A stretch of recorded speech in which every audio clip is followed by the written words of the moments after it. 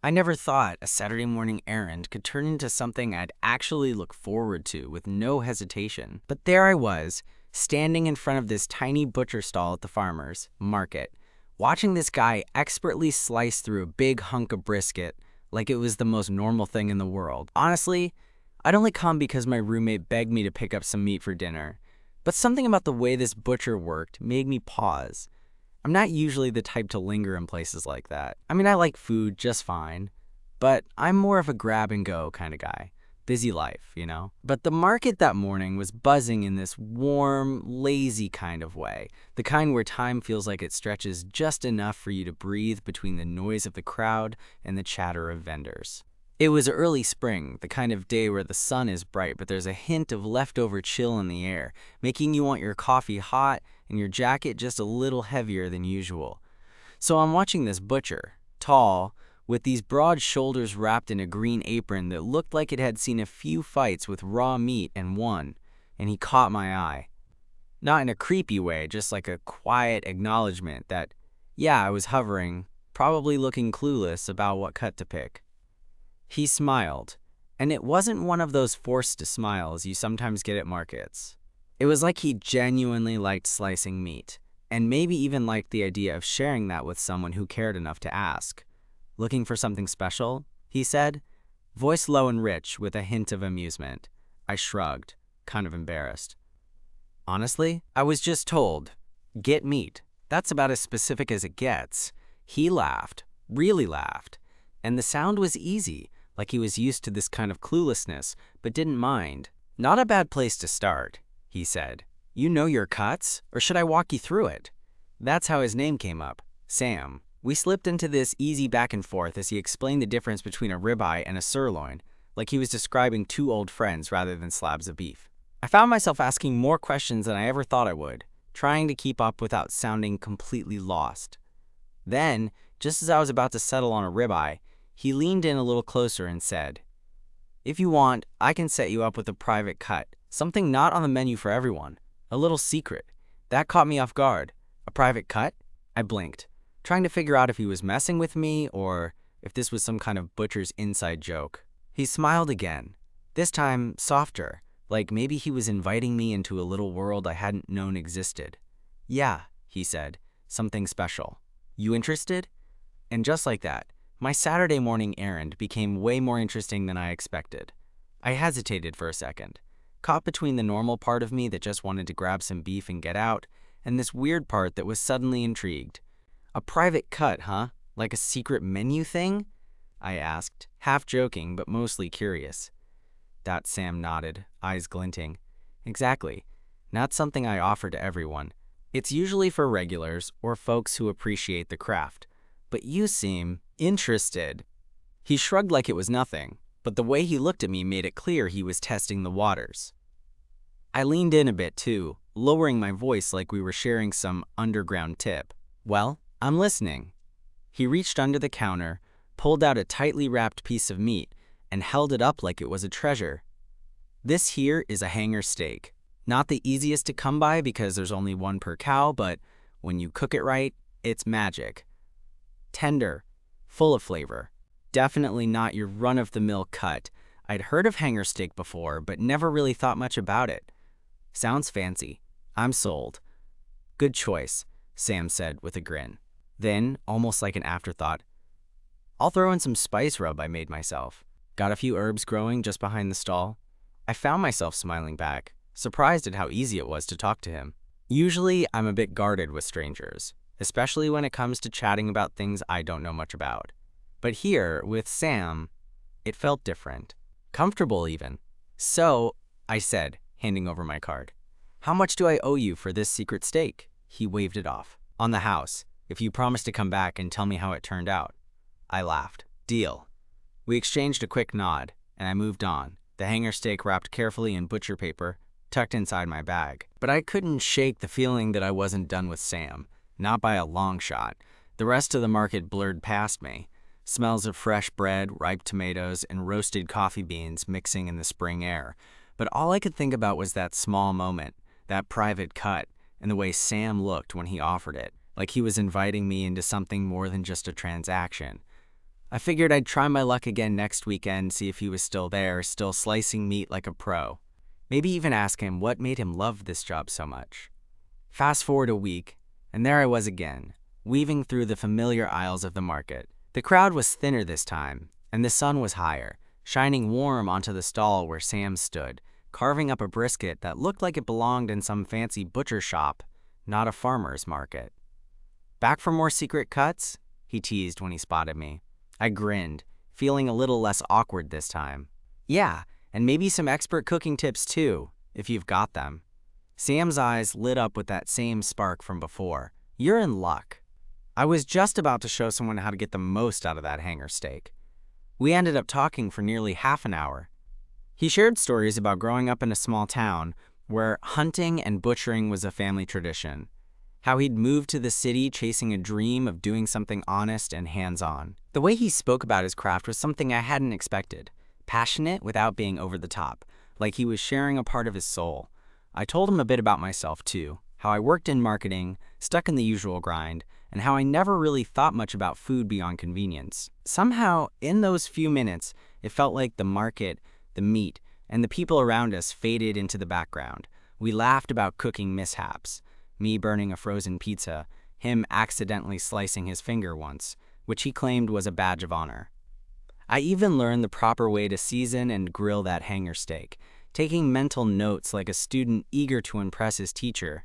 Before I knew it, the market started to close down, vendors packing up their stalls, but Sam and I lingered. "Hey," he said, brushing a strand of hair back from his forehead, "there's a food truck down the row with some killer craft beers. Want to grab a drink?" I blinked, surprised. I'd like that. We wandered over, grabbed a couple of cold bottles, and found a bench just outside the market. The conversation flowed just as easily as before, everything from favorite movies to weird childhood habits. There was this quiet moment, just as the sun started dipping lower, when I realized I wasn't just enjoying good company, I was actually looking forward to seeing where this might go. And honestly, I never thought I'd find that kind of connection at a farmer's market standing next to a butcher stall. But sometimes, life has a funny way of serving up surprises on a plate you didn't expect. We sat there on that bench sipping our beers as the sky shifted from gold to this deepening shade of blue. The market's hum faded into a distant murmur, and suddenly it felt like it was just the two of us in this little bubble. Sam was relaxed, leaning back with one arm stretched along the bench behind me, and honestly, I was kind of floored at how comfortable I felt. Like I'd known him longer than a couple of Saturdays. So I said, breaking the silence that had settled comfortably between us, "What made you get into butchery?" "Seems like a pretty intense job." Sam smiled, tracing the rim of his bottle with his thumb. "It's weird, right? I didn't plan on it at first. Grew up in a family where hunting and butchering was just part of life. My dad was a hunter, and my grandma used to say the butcher's hands are the hands of a caretaker. It's about respect for what you're eating. I guess for me, it's about connection to the land, to the animals, to people. It's honest work." I nodded, thinking about how little I'd ever considered the journey meat takes from farm to table beyond just the grocery store. "That's actually pretty beautiful when you put it like that." "Yeah," Sam said. "Most people don't see it that way. They just see meat on a plate. But every cut has a story." There was a pause, and then he looked over at me, a little hesitance in his gaze. "So what about you? What's your story beyond the marketing gigs and frozen pizzas?"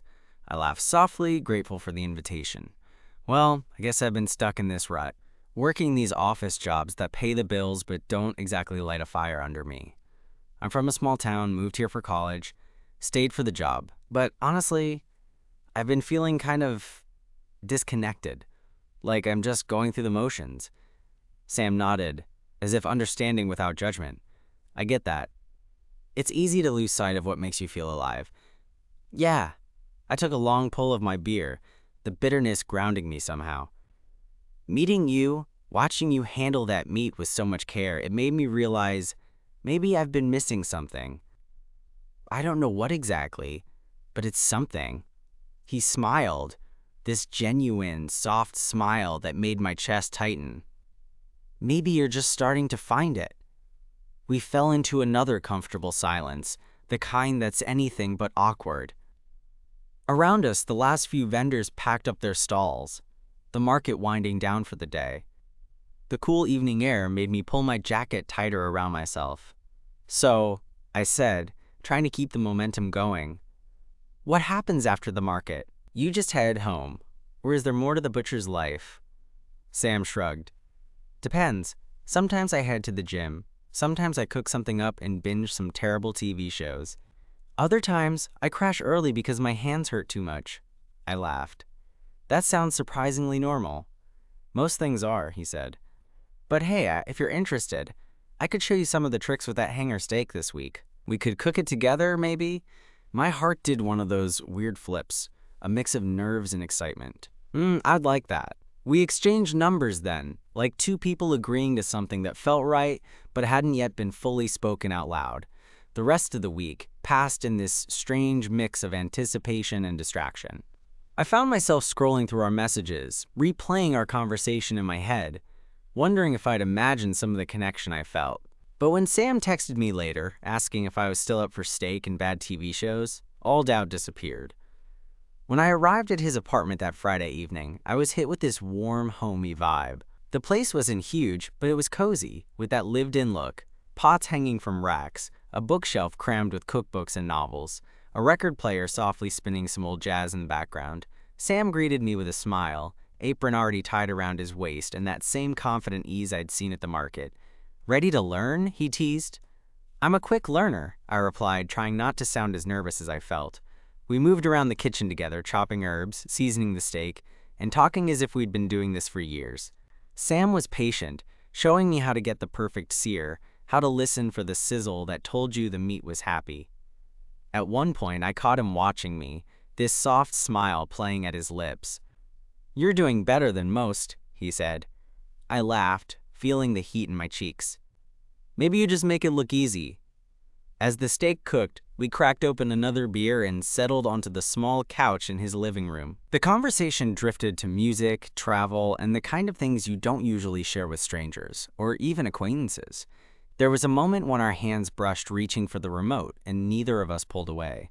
I looked over, catching that flicker of something unspoken in his eyes.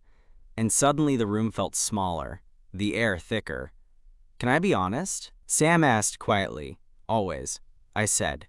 He hesitated, then took a breath. "I don't usually do this. Invite someone over. Let them in like this." I swallowed, feeling the vulnerability. "Me neither."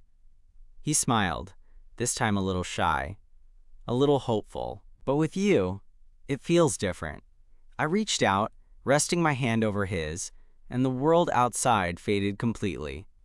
It was just us, two guys who happened to meet over meat and market chatter, discovering something neither of us expected but both of us wanted. That night wasn't perfect. It was real. Awkward moments, quiet confessions, laughter that made my ribs ache, and a closeness that grew without rushing. And as I lay there later, feeling the steady rhythm of his breath against my skin, I thought maybe, just maybe, that private cut he offered me was more than just a piece of steak. It was the start of something rare, something worth savoring. The morning light woke me up softly, slanting through the thin curtains and casting warm stripes across the bed. I blinked a few times, still wrapped in the quiet afterglow of the night before. Sam was there beside me, tangled up in the sheets, eyes closed, but a small smile curving his lips. For a second, I just lay there, staring, feeling like I'd stumbled into something I wasn't quite ready to believe was real. Eventually I shifted, trying not to disturb him, and got up to find some coffee. The kitchen was just as cozy in the daylight, sunlight pooling on the counter where last night's dishes still sat waiting. I brewed a pot, the rich aroma filling the small space, and Sam appeared behind me, rubbing the sleep out of his eyes. "Morning," he said, voice thick with sleep. "Morning," I replied, turning around to find him smiling that same easy smile. He stretched, then leaned against the counter, watching me as I poured 2 mugs. "So what's the verdict on the hanger steak? Worth the hype?" I laughed, handing him a mug. "Absolutely. I'm definitely going to attempt it again. Maybe with some help next time." He grinned, taking a sip. "I am available to help, you know." That little spark of flirtation felt like fuel. I set my mug down and leaned against the counter. meeting his gaze. I might take you up on that. We spent the morning talking without any pressure, about small things and big questions. Sam told me about his dreams beyond the market, maybe opening his own shop someday, or even teaching classes on butchery and cooking. I told him about my own restless thoughts, how maybe it was time to shake up the boring office life and look for something that sparked more than just a paycheck. There was this honesty between us that felt rare, like we were both peeling back layers we usually kept hidden. It wasn't all perfect. Sam admitted he'd been hurt before, that he'd put walls up to protect himself. I confessed my own fears about starting something new, about trusting someone enough to let them in, but with every word, every glance, those walls felt like they weren't quite so tall. Later that day, we decided to head back to the market together. It was quieter now, a weekday afternoon, but the familiar buzz still hummed softly. I watched Sam greet the other vendors like old friends, his presence lighting up the little corner where all the fresh produce and handcrafted goods came together. "Want to help me set up?" he asked, pulling off that apron. "Sure," I said, rolling up my sleeves. We arranged the cuts of meat with careful precision, and Sam showed me how to package them just right. I realized again how much pride he took in his work, not just in the product, but in the whole experience. As customers trickled in, I noticed how people gravitated towards Sam, not just for the meat, but for the conversation, the warmth he gave off. I found myself wanting to be part of that world, even if it was just for a little while. At one point, a woman came up, eyeing a thick slab of pork belly. Sam explained the best way to cook it, and I caught the way his eyes softened with that same care he showed me. "That's why I do this," he said later, as we packed up. "It's about more than meat. It's about sharing something real." I nodded, feeling that truth deep in my chest. We walked through the market, the evening air cool and crisp now, and Sam reached for my hand. It wasn't a grand gesture, just a simple touch, but it sent a wave through me. "Hey," he said softly, "I know this might sound crazy, but would you want to come to a barbecue with some friends this weekend? It's kind of a tradition, and I think you'd fit right in." I smiled, heart thudding. "I'd like that." The days leading up to the barbecue were a mix of excitement and nerves. I caught myself daydreaming about what it would be like, meeting his friends, sharing laughs, maybe getting a glimpse of the life Sam talked about when the market was closed and the apron hung up.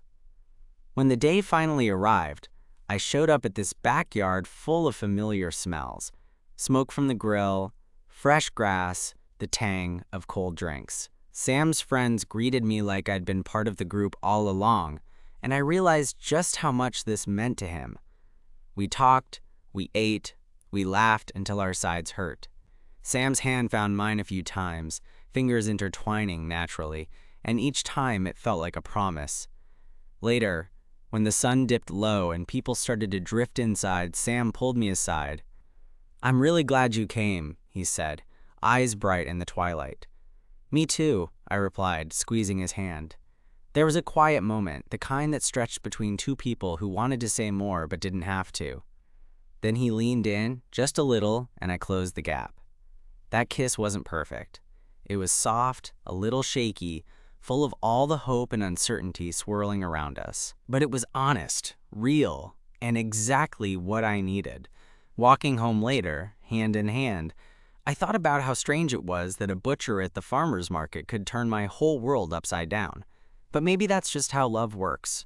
Unexpected, unpolished, and absolutely unforgettable. The days that followed felt like a strange, wonderful blur.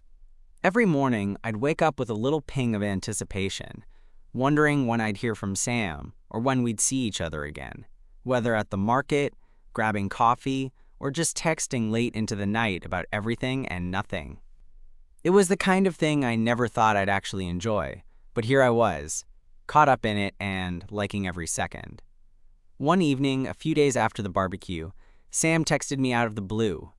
"Got some extra time tomorrow afternoon. Want to come by and help me prep for the weekend market?" I was halfway through a dull spreadsheet at work when my phone buzzed, and I nearly dropped it in surprise. "Wouldn't miss it," I replied immediately. The next day, I found myself standing outside his apartment again, carrying a shopping bag filled with veggies and spices I'd picked up on the way, trying not to look too nervous. When he opened the door, he greeted me with that same grin, like I'd just walked into his world. And somehow, he was inviting me in.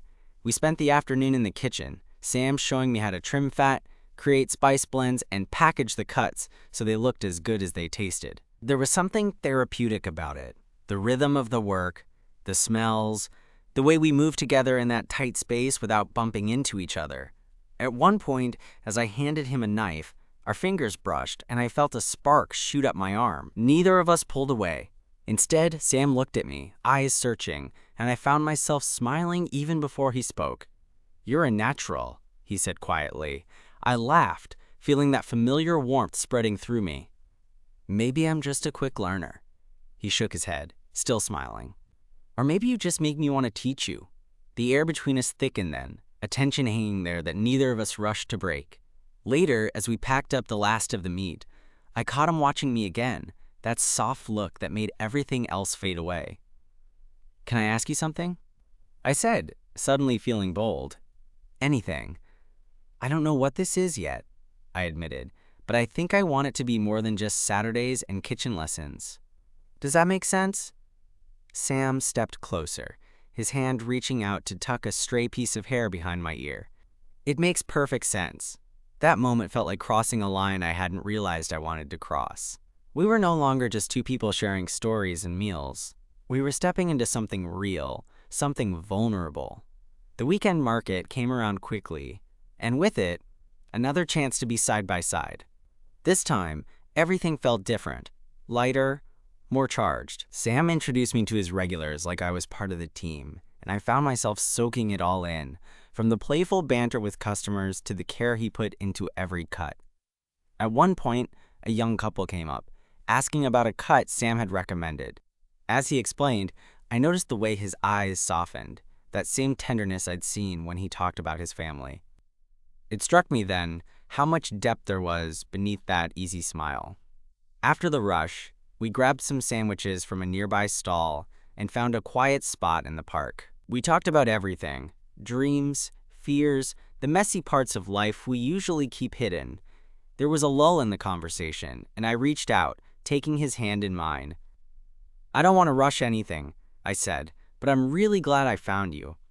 Sam squeezed my hand, his expression earnest. "Me too." That night, as we walked home under the stars, the city around us felt alive and full of possibilities. We stopped outside my apartment for a moment, neither of us wanting the night to end. "Come in?" I asked, heart pounding. He looked at me for a long beat, then nodded. "I'd like that." Inside, the night unfolded slowly. Laughs, whispers, and a tenderness that felt both new and familiar. It wasn't about grand gestures or perfect moments. It was about two people finding a quiet kind of happiness in each other's company. In the weeks that followed, our lives started to intertwine in small ways. Weekend markets, late-night dinners, lazy Sunday mornings with coffee and records. Sam taught me more about butchery and cooking, and I shared my world of words, stories, and dreams. One evening, as we sat on his couch, a bottle of wine between us, I realized that what started as a casual Saturday errand had become something I never saw coming. "Funny how life works," I said, resting my head on his shoulder. He kissed the top of my head and smiled. "Yeah, sometimes the best cuts are the ones you don't expect. There's something about falling into a rhythm with someone that sneaks up on you. One minute, you're just two strangers sharing a laugh over a butcher's knife, and the next, you're waking up tangled in someone else's sheets, feeling like you found a place you didn't know was missing." That's how it felt with Sam, like discovering a secret room in a house you thought you knew inside and out. We kept building on that easy closeness, the kind where days blurred together in a warm, familiar way. Market mornings, cooking experiments that sometimes went sideways, lazy evenings where the only plan was to be together. It was natural, unforced, and exactly what I didn't know I wanted until it was right there. But real life has this sneaky way of reminding you it's not all smooth sailing. One Thursday night, a few weeks in, I was curled up on Sam's couch, a blanket draped over both of us, watching some random documentary about food culture. Sam was quieter than usual, and I noticed his hands twitching a bit, like he was wrestling with something. "What's up?" I asked, nudging him gently. He sighed, running a hand through his hair. "It's just work stuff. The market's been good, but I've been thinking about the future. Like, where this all goes." I nodded, understanding the weight behind that. "You mean the butcher life? The shop idea you mentioned?" "Yeah." He looked over at me, eyes serious but vulnerable. "It feels like the right path, but it's also scary. What if it doesn't work out? What if I'm stuck, or worse, disappointing everyone who believes in me?" I reached out, squeezing his hand. "Hey, you're not alone in this. And I believe in you. More than that, I want to be there, however that looks." He let out a breath, relief flickering across his face. "Thanks, that means a lot." Later, when the documentary ended, we just sat there, the silence filled with something unspoken but powerful. It was a reminder that even the best things have their shadows. A few days after, I invited Sam over to my place. I wanted to cook for him, not just any meal, but something that showed I cared, even if I was still figuring out how to say it. I picked up a nice cut of meat at the market, trying to remember every little tip he'd given me. When he arrived, I was nervously pacing the kitchen. He smiled, stepping in and pulling me into a hug. "Relax. You've got this." We chopped, grilled, and laughed, the kitchen filling with the sounds and smells of dinner. I caught him watching me, those warm eyes never leaving my face. "This is really good," he said as we sat down to eat. "Only because you taught me," I replied with a grin. Between bites, I found myself blurting out, "I want to keep doing this. Us. Whatever this turns into." Sam looked thoughtful, then reached across the table, taking my hand. "Me too. It's scary, but it feels right." That night, as we walked home under the streetlights, the city quiet and soft around us, I realized how much I'd grown to care for him. Not just for the butcher who cut meat with such care, but for the man who shared his dreams, fears, and moments like this with me. One Saturday, a few weeks later, Sam surprised me with a small package wrapped in brown paper. Inside was a beautifully made cutting board, engraved with a simple message, "For the best sous chef." I laughed, touched. "You're too sweet." He shrugged, smiling. "Had to give you a little something for all the help." That afternoon, we set up a little cooking station in his apartment and spent hours experimenting with new recipes, our hands occasionally brushing as we passed utensils back and forth. As the evening shadows grew longer, Sam paused, looking at me seriously. "You know, I never thought I'd meet someone who gets me like this." I swallowed hard, my heart pounding. Neither did I. He reached out, taking my face gently in his hands. "I'm glad I found you." The kiss that followed was slow and sure, a promise that whatever came next, we'd face it together. Life wasn't perfect. There were challenges, moments of doubt, and the ever-present hustle of the market and work. But with Sam, even the hard days felt lighter. One evening, as we sat on his balcony, city lights twinkling below, I realized that sometimes the best cuts in life aren't just about meat. They're about finding someone who makes you feel whole. And with Sam, I was ready to carve out a future. Some days, I still can't believe how much my life shifted because I stopped at a butcher's stall on a whim. That casual Saturday morning errand turned into something steady and real, something I didn't even know I was searching for. Over time, Sam and I settled into a rhythm that felt like home. It wasn't perfect. There were awkward conversations, moments when we had to be patient with each other, and the usual insecurities that come with opening up. But underneath all of that was this quiet certainty, that feeling you get when you're with someone and the noise of the world dims just enough so you can hear your own heartbeat. One evening, a few months after we'd first met, Sam and I were sitting in his apartment, the city lights casting soft glows through the windows. We were cooking, our ritual by now, laughing over a kitchen mishap when he suddenly went quiet. I looked over, curious. He reached into his apron pocket and pulled out a small, worn notebook. "I've kept this since I started butchering," he said, flipping it open to pages filled with sketches of cuts, notes on seasoning, and little doodles. "It's my way of keeping track, but also," he paused, looking at me, "it's where I write down what I want my life to be. And lately, you've been a big part of that. My chest tightened. Sam. He smiled, a little shy, and closed the notebook gently. I don't have all the answers. I'm still figuring things out. But I do know I want you in the story. I reached for his hand, squeezing it. I want that too. We sat there, hands tangled, the quiet between us full of everything words couldn't hold. In that moment, I realized love isn't about perfect plans or grand gestures. It's about showing up for each other. Messy, uncertain, hopeful. Looking back, I'm grateful for that unexpected stall at the farmer's market. For the private cut that wasn't just meat, but an invitation. For the way two strangers carving up beef turned into something meaningful. Something I now couldn't imagine living without. Life keeps moving, with its challenges and surprises, but with Sam beside me, it feels richer. Like the best meals, it's a mix of simple ingredients and careful attention, served with a side of patience and laughter. And honestly, that's more than enough to make me feel at home.